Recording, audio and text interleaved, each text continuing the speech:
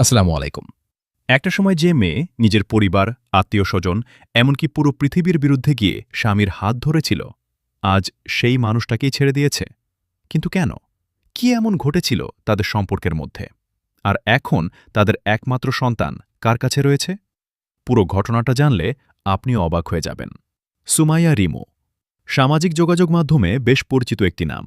শুরু থেকেই নানা বিতর্ক, সমালোচনা আর আলোচনার কেন্দ্রবিন্দুতে ছিলেন তিনি।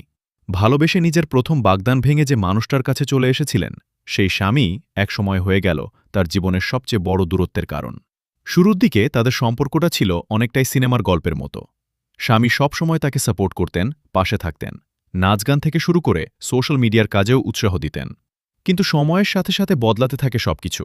যখন সামাজিক মাধ্যমে তার কর্মকাণ্ড নিয়ে সমালোচনা বাড়তে থাকে, তখন তার স্বামী তাকে থামানোর চেষ্টা করেন। কিন্তু তখন হয়তো রিমুর কাছে ক্যারিয়ার আর জনপ্রিয়তাই হয়ে উঠেছিল সবচেয়ে গুরুত্বপূর্ণ বিষয়।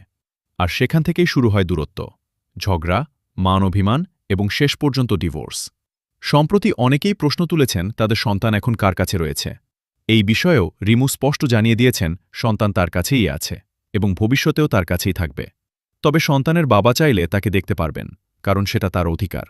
সবচেয়ে অবাক করার বিষয় হল, একটা সময় ইন্টারভিউতে তিনি বলেছিলেন স্বামীকে ছাড়া কিছুই ভালো লাগে না। কিন্তু আজ সেই মানুষটিই তার জীবনে শুধুই অতীত।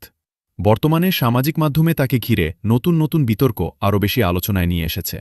কেউ বলছেন এটা স্বাধীনতা, আবার কেউ বলছেন অতিরিক্ত স্বাধীনতাই ভেঙে দিয়েছে একটা সুন্দর সংসার। এখন প্রশ্ন হচ্ছে, আসল দোষটা কার ছিল?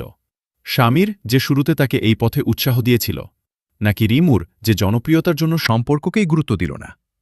এই পুরো বিষয়টি নিয়ে আপনার মতামত কি? কমেন্টে অবশ্যই জানাবেন।